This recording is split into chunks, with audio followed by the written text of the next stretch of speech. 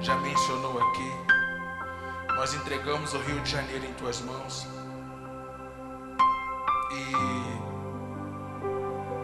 que o Senhor habilite a mão daquele ou daquela que assumirá o controle do nosso município. Senhor, como a tua filha mesmo disse, nós sofreremos todo o impacto de qualquer pessoa que venha gerir o nosso município, seja de maneira positiva ou de maneira negativa. Mas uma coisa nós precisamos ter a certeza: nós estamos guardados e protegidos debaixo das suas mãos poderosas. Mas isso não significa que nós não tenhamos que nos preocuparmos com essa questão. Até porque nós, humanamente falando, dependemos da gestão, uma boa gestão. Mas nessa noite nós queremos fluir no teu Espírito, queremos estar abastecidos com o teu Espírito, queremos que a tua palavra nos encha desde a planta dos nossos pés até o alto da nossa cabeça, para que nós tenhamos a plena convicção de que, ainda que as coisas caminhem de mal a pior, não é esse o nosso desejo, mas ainda que isso aconteça, nós ficamos crendo, ou seja, nós creremos naquilo que a tua palavra diz. Ainda que vocês andem pelo vale de sombra e de morte, eu estarei com vocês. Senhor, nós precisamos orar pelas autoridades, sim, mas não pôr nelas a nossa confiança, porque a nossa confiança tem que estar no Senhor. A nossa expectativa precisa estar no Senhor, porque toda a provisão que precisamos vem do Senhor, todo o recurso que precisamos vem do Senhor. E nós entendemos que toda autoridade também, ainda que seja ela constituída pelos homens, mas é o Senhor que assim aprova. E nós pedimos, Senhor, tu que tens o controle de todas as coisas no céu, na terra e debaixo da terra, controla tudo aquilo que o inimigo está tentando pôr em desordem. Senhor, toma a frente, como Daniel disse, ou melhor, como o salmista disse: fecha a boca do leão, quebra o arco e corta a lança de todo o principado e potestade que se levanta contra a nossa nação. Senhor, nós como igreja nos posicionamos com a autoridade que Jesus nos deu no nome dele. Você crê nisso? Amém. Por você crer nisso aí. Querido, como a gente já vem falando, essa é a quarta parte da série Jesus Disse. Jesus, ele tem muito a nos ensinar, e esse capítulo 15 de João, onde nós estamos ministrando essa série, Jesus, ele nos dá muitos ensinamentos nesse capítulo, e eu quero ser bem claro, quero deixar bem claro esse ensinamento de Jesus para a gente, que a série é Jesus Disse, mas eu, como disse, o subtítulo é: com Jesus eu consigo frutificar abundantemente. Você pode dizer isso? Com Jesus eu consigo frutificar abundantemente. Por quê? Porque tudo vem dele. Tudo vem dele. Tudo vem de Jesus. E se tudo vem dele, eu preciso entender que frutificar em abundância é uma questão que eu decido. Eu decido. Eu vou perguntar: quantos querem frutificar em abundância aqui? Amém? Então vem comigo.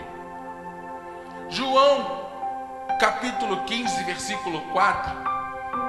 Jesus diz o seguinte: continuem unidos comigo. Continuem o quê? Unidos comigo. E eu continuarei unido com vocês. Pois, assim como o ramo só dá uvas quando está unido com a planta, assim também vocês só podem dar fruto se ficarem unidos comigo. Acabou a pregação. Temos uma outra direção a seguir? O que promove a nossa frutificação? Eu não dou fruto porque eu sou bom. Eu não dou fruto porque eu sou inteligente. Eu não dou fruto porque eu sou esperto.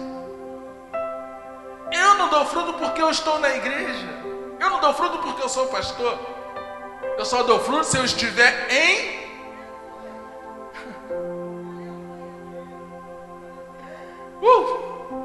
É lindo esse ensinamento de Jesus. Por que Jesus diz assim: olha, se vocês não estiverem em qualquer igreja, se vocês não tiverem qualquer cargo, se vocês não forem líderes de alguma coisa, Jesus falou assim: olha, a questão de vocês não frutificarem é porque vocês ainda não estão ligados comigo. Porque quando vocês entenderem que o fruto que vocês vão dar vai sair de mim. Você já tinha parado para pensar nisso? O fruto que eu dou não sai de mim, sai dele. Eu falei na semana passada, a fonte não sou eu, é ele. A oração que eu faço não é que eu seja bom, vem dele. Se eu orar por um enfermo e ele ficar curado, o poder foi meu? Não, foi dele. Eu sirvo com excelência na igreja porque eu sou espertalhão? Não, porque ele me habilitou para isso. Tudo vem dele. Aí a gente começa a compreender o seguinte: uma árvore é facilmente reconhecida pelos frutos que ela produz, sim ou não? Amém? Você entende isso? Jesus, ao ministrar tal ensino, nos compara com um ramo de uma videira, que só produz frutos se o ramo estiver conectado na própria videira. Galera, precisamos sair desse ambiente de acharmos que tudo na nossa vida vai acontecer quando Deus quiser. Pastor, que é isso que você está falando? Eu não posso ficar prostrado esperando o tempo passar para as coisas na minha vida começarem a mudar, para as coisas na minha vida começarem a ter outros rumos. Entenda que nós estamos falando de algo que produz em abundância, algo que produz em grande quantidade, algo que produz em números excelentes. Mas só acontece porque o ramo está no lugar certo. Quantos aqui já viram algum tipo de árvore frutífera com um único fruto? Um únicozinho só. Alguém já viu? Não. Porque quando aquela árvore resolve dar fruto, gente, dá muito. Mas por que dá muito? Ah, de boa. Quantos aqui conhecem pé de jabuticaba. Cara, se imagina agora uma jabuticaba de Jesus. Uma jabuticabeira de Jesus. É fruto no tronco assim. Mas se a jabuticabeira não tiver firmada na raiz, ela vai dar fruto. Você está entendendo?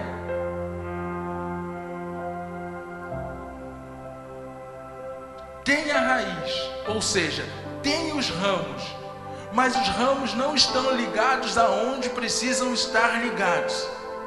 Qual é a probabilidade de dar fruto? 0. Mas os ramos entenderam que os ramos precisam estar conectados justamente naquele caule ou naquela raiz, aonde tem vitamina, onde tem seiva, onde tem água, onde tem todas as proteínas para que ele possa estar firme e forte e frutificar. Ei, eu sou um ramo, você é um ramo. Eu pergunto, na verdade, eu não. O Espírito Santo pergunta: ramo, onde você está? Ramo, onde você está? Ramo, onde você está? Jesus, ao ministrar tal ensino, nos compara. O versículo 4 diz assim, ó: se vocês permanecerem em mim, eu vou permanecer em vocês, e assim sendo, vocês vão dar muito frutos, não porque vocês querem, mas por estarem conectados em mim. Eu preciso me apegar com Jesus, literalmente. Às vezes, a gente, não é a gente, mas eu já ouvi alguns pregadores criticar Jacó. Jacó, ele travou uma guerra com o anjo. E você conhece a história? Jacó falou: meu irmão, só vou te largar depois que tu me abençoar, cara. O anjo feriu a coxa de Jacó com a ideia de que ele, sentindo dor, ia largar. Pô, anjo, pô, brincadeira. Olha o que tu fez? Pô, brincadeira, hein? Não.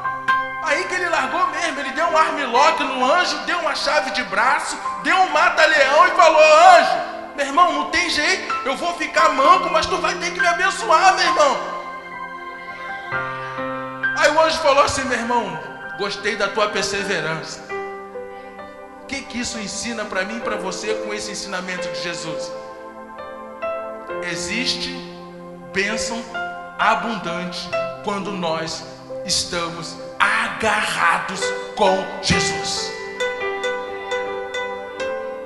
Quantas bênçãos Jacó usufruiu depois daquele encontro? Quantas bênçãos Jesus tem para mim e para você com essa palavra? Então eu preciso entender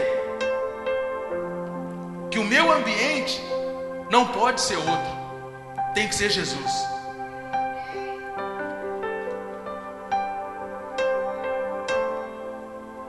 O ramo só dá fruto se for nutrido pela Romanos 11:16. O apóstolo Paulo dando um ensinamento para a igreja justamente sobre isso. Eu queria ter um tempo hábil para mostrar para vocês a questão do enxerto, mas isso aqui ilustra um pouco isso que eu pretendia dizer. Pois se o primeiro pão assado, se o primeiro pão assado depois da colheita é dedicado a Deus, isso quer dizer que todos os outros pães também são dedicados a Ele. E se as raízes de uma árvore são oferecidas a Deus, os galhos também o são. O que Paulo está ensinando para a igreja de Roma? Galera, eu e você alcançamos um privilégio tão excelente que aquilo que era natural, Deus cortou. Para que não era natural, cortar e enxertar naquilo que era natural. Ou seja, para esclarecer, aquilo que era natural seria o povo judeu, que deveria de ter recebido a Jesus e não recebeu. Pela incredulidade, Deus então deu um corte. Deus desprezou, deu um corte e falou: vão ficar agora no segundo tempo. E aí Deus veio no outro lado. Em algumas traduções diz que numa figueira brava, jambujeiro ruim, e colocou na figueira na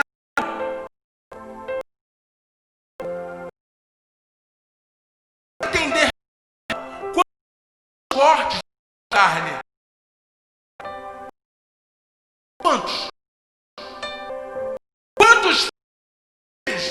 comprou no meio do sacrifício. Ensinar para Jesus é gentil que você passa no direito através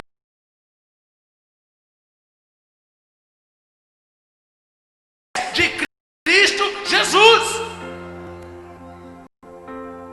Porque a raiz foi oferecida a Deus. Quem é a raiz? Jesus, a raiz de Davi.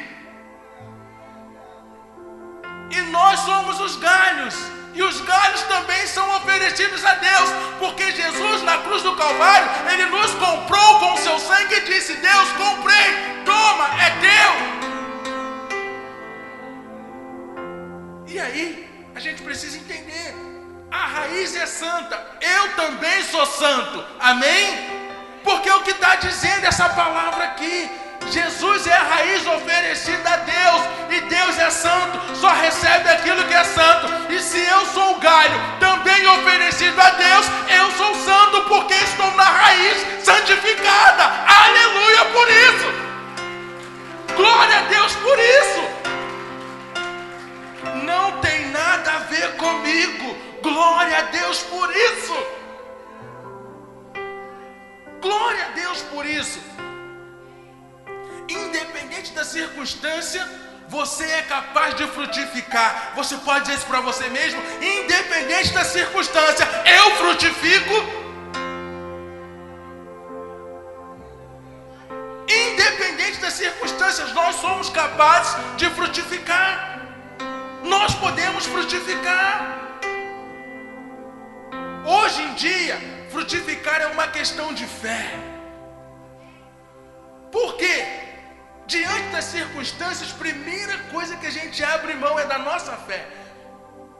Diante de uma situação contrária, a primeira coisa que a gente abandona é a nossa fé, é a nossa crença naquilo que a palavra de Deus diz. Mas Jesus está nos ensinando que independente das circunstâncias, se você estiver conectado em mim, Jesus dizendo, você vai frutificar. Porque a circunstância não pode limitar o meu poder. A circunstância não pode parar o meu poder. A circunstância não pode, porque Jesus é superior a qualquer circunstância. E eu preciso entender isso, gente. Nós precisamos entender isso como igreja. Nós não somos movidos por circunstâncias, somos movidos pela fé. Pela fé. Olha o que diz o Salmo 1, que nós conhecemos de cor e salteado. Versículos 2 e 3. Diz o seguinte: pelo contrário, o prazer deles está na lei do Senhor, e nessa lei eles meditam noite e dia. Essa pessoa, diga eu, são como árvores que crescem na beira de um riacho. Elas dão frutas no tempo certo, as suas folhas não murcham. Assim também, tudo o que estas pessoas fazem dá certo. Mas por que dá certo? Por quê? A árvore está plantada, mas a raiz dela se estende para o ribeiro. Segundo a palavra de Deus em Ezequiel 47, O rio que dá vida, ele desce do trono. Aleluia! Aleluia! A raiz santa está no rio, estendida no rio que dá vida.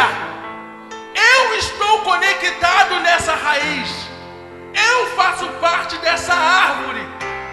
Obrigatoriamente eu vou frutificar. E tudo aquilo que eu empreender vai dar certo. Vamos no versículo 1 para você entender. Não vou ler o versículo 1. Diz de 3 posicionamentos interessantes que eu e você precisamos ter. E antes de vir para cá, para a igreja, eu fiquei pensando nisso. O Espírito Santo tocou no meu coração para falar sobre isso, para a gente entender. O versículo 1 fala de não andar, não parar e não sentar. Primeiro, andar com quem não acrescenta na nossa fé. Segundo, não parar com quem não acrescenta na nossa fé. Terceiro, não se associar com eles. Por isso que o versículo 2 diz assim, ó, pelo contrário, o meu prazer, o seu prazer, o nosso prazer, que não nos associamos, é de meditar na lei do Senhor. Por quê? Porque é na lei do Senhor que encontramos nutrientes para frutificar na fé. Aleluia! É na lei do Senhor que encontramos respostas para as circunstâncias adversas da nossa vida. É na lei do Senhor que aprendemos a discernir aquilo que é bom daquilo que é ruim. É na lei do Senhor que nós temos a direção para a vida. Por isso que nós somos comparados com essa árvore que está à beira do ribeiro. A palavra é a mais pura água que dá os nutrientes necessários para que frutifiquemos abundantemente. Amém? Jeremias 17, versículo 7 e 8. Uma situação onde que Israel atravessava uma fase muito difícil, uma fase muito ruim, muito crítica. Mas olha o que Jeremias libera como uma palavra profética para uma nação que estava prestes a ser levada cativa. Mas eu abençoarei aquele que confia em mim. Você confia em quem? Você confia em quem? Para prosperar a sua vida, para abençoar a sua família, para libertar a sua casa, para te dar vida e vida com abundância. Em quem você confia? Aí ele diz assim, ó, mas eu abençoarei aquele que confia em mim, aquele que tem fé em mim, o Senhor. Aí ele diz assim, ó, ele quem? Eu. Diga, eu. É como árvore plantada perto da água, que espalha as suas raízes até o ribeirão. Tem uma parte nesse versículo, ou uma outra versão, que diz o seguinte: mesmo em tempo de sequidão. Deixa eu pegar aqui na versão NVI, porque essa versão aí é a NTLH, Nova Tradução Linguagem de Hoje, mas na NVI ela deixa claro a intenção do profeta em relação àquele povo. Eu quero que você entenda que não é uma circunstância que vai limitar você. Não é. Bate no teu peito e diga: não é uma circunstância que vai me limitar. Não é uma circunstância que vai definir a minha fé. Não é. O versículo 8 na versão NVI, e eu creio que em outras versões também, ele está além disso aqui. Porque acho que quando eu fui preparar lá, quando eu pedi para preparar, ficou cortado. O versículo 8 diz assim: ele será como uma árvore plantada junto às águas, e que se estende as suas raízes para o ribeiro. Ele não temerá quando chegar o calor, as adversidades, o dia mau, Aí diz assim ainda: porque as suas folhas estarão sempre verdes, você não perderá o vigor em meio à tribulação, em meio à adversidade, em meio ao problema, em meio ao pecado. Você não perderá o vigor, porque a tua raiz está indo para o lugar certo.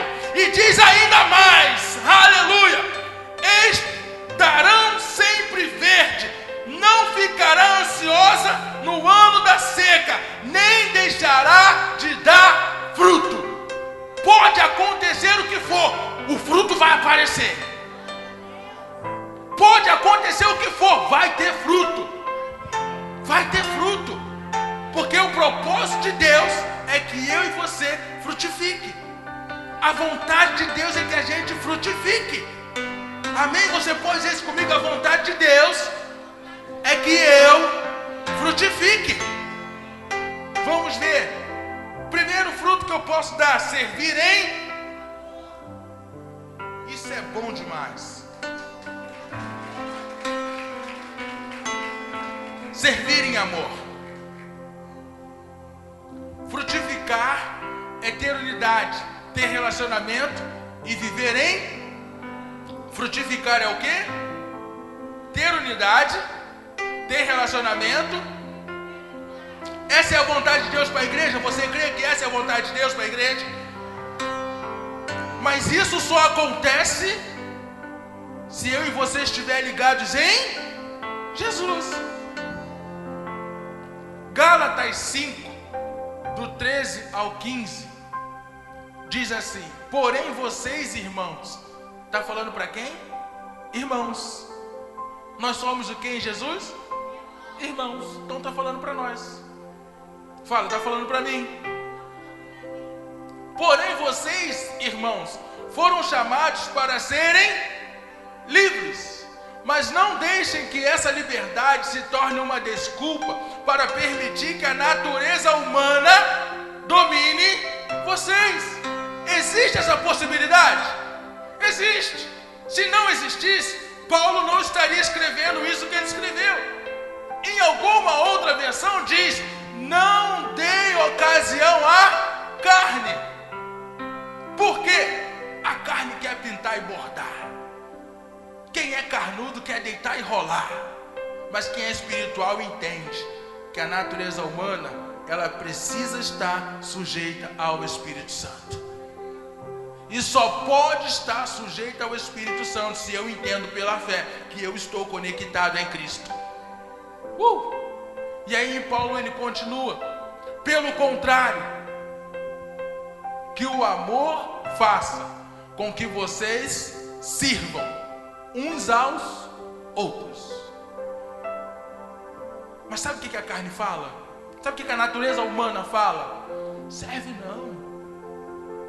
Você vai servir o Rodrigo? Tu é pastor. É ele que tem que te servir.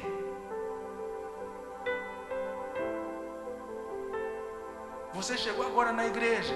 Eu já estou há 5 anos na igreja. Você que limpa o banco. Tu sabe com quem que tu está falando.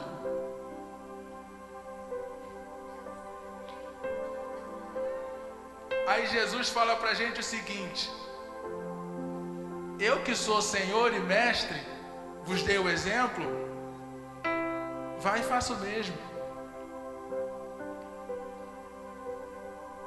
Em tudo, gente, Jesus primeiro fez, para depois ensinar.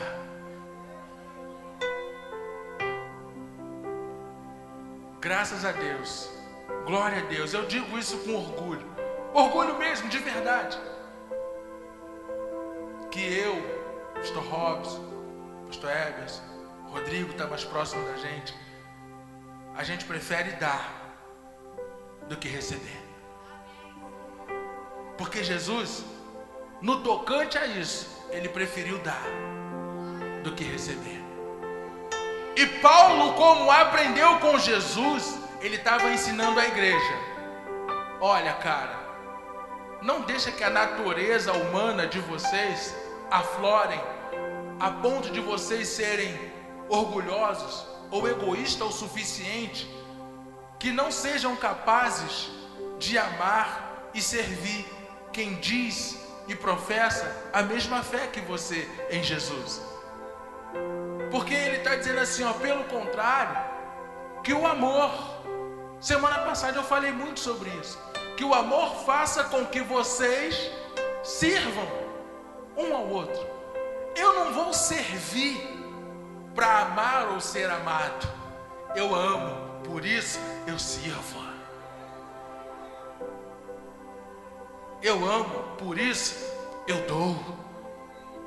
Eu amo, por isso eu faço. Eu não vou fazer para ser. Eu sou e faço. Eu amo, então eu sirvo. Aí ele diz assim, ó, pois a lei inteira, 613 mandamentos, se resume num mandamento só. 613 mandamentos na lei se resumiu em um só. E qual é? Ame o outro como você ama a você mesmo.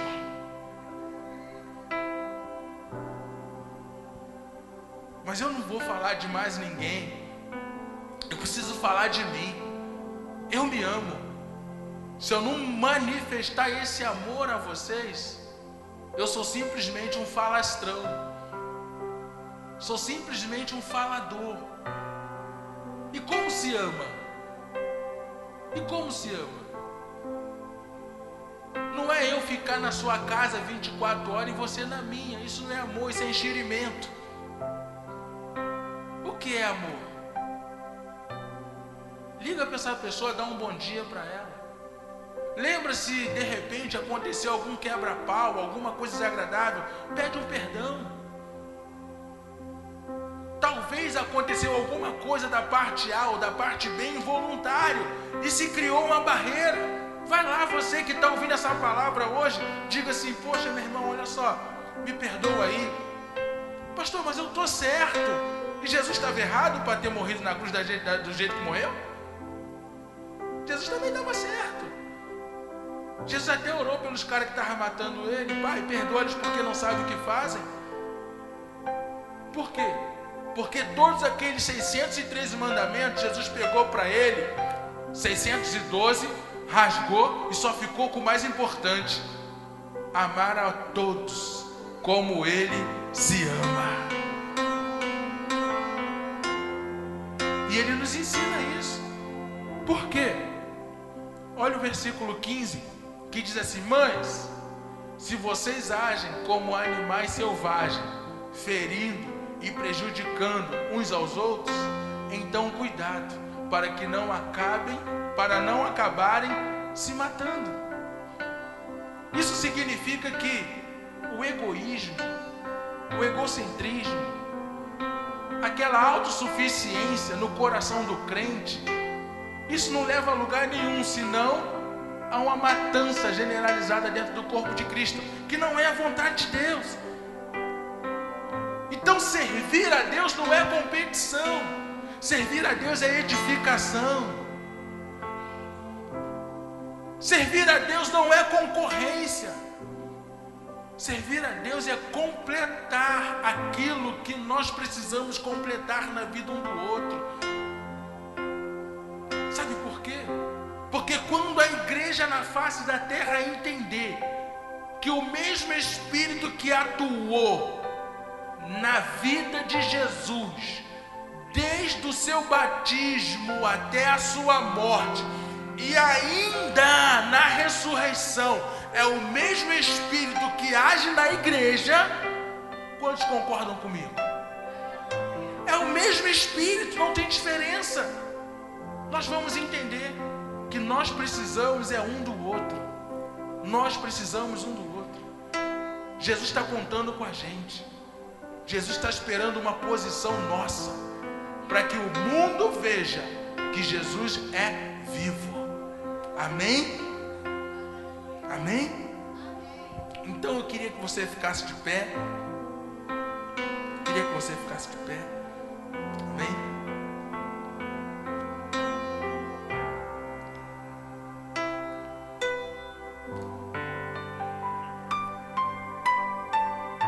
eu acredito que semana que vem eu fecho essa série. Senão eu vou ficar com essa série o resto do ano.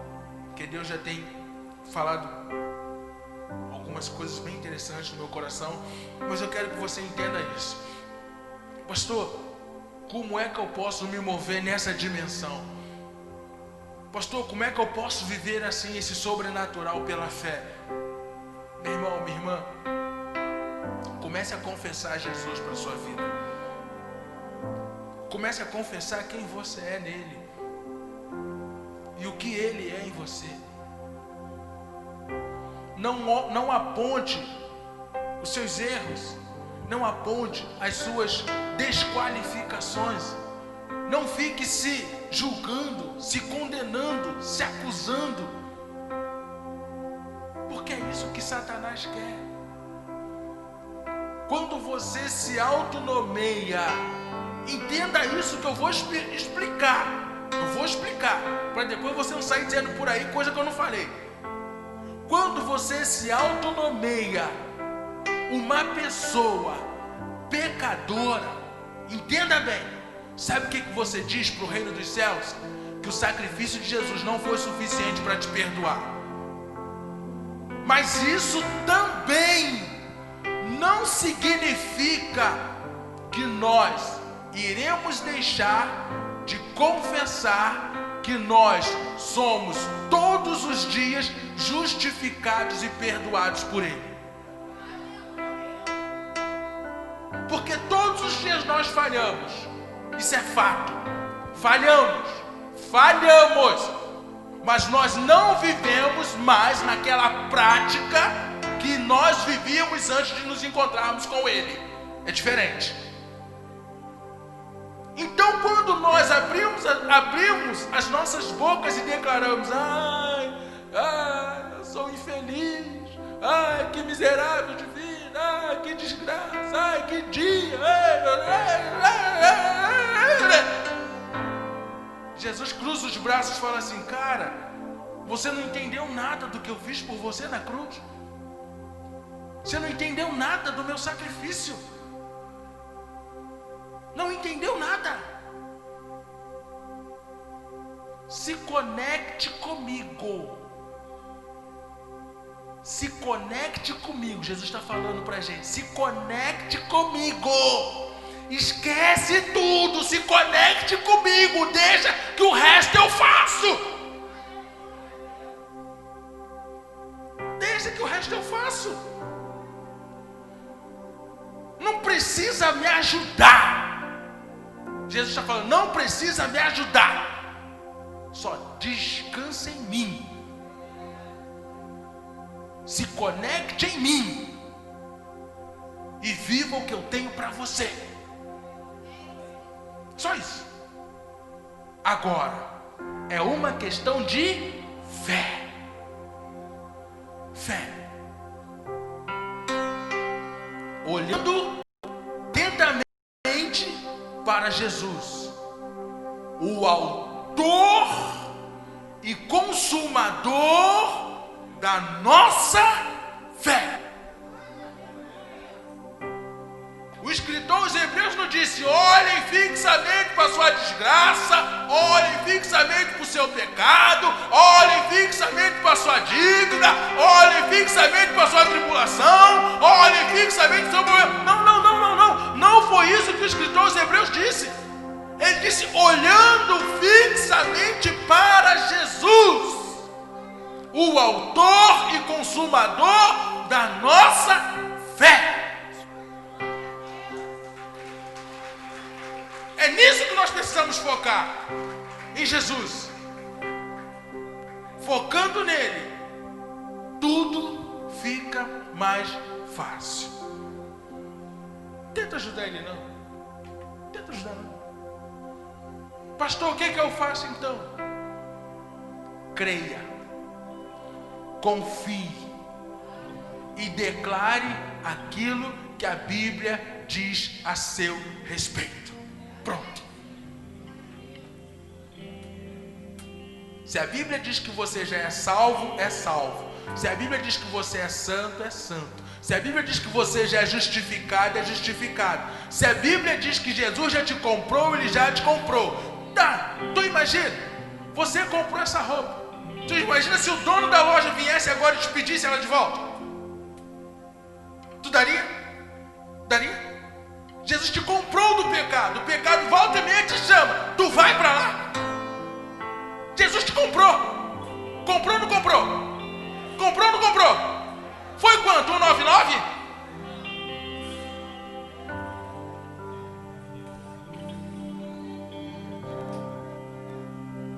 Foi dólar? Foi euro? Sangue justo.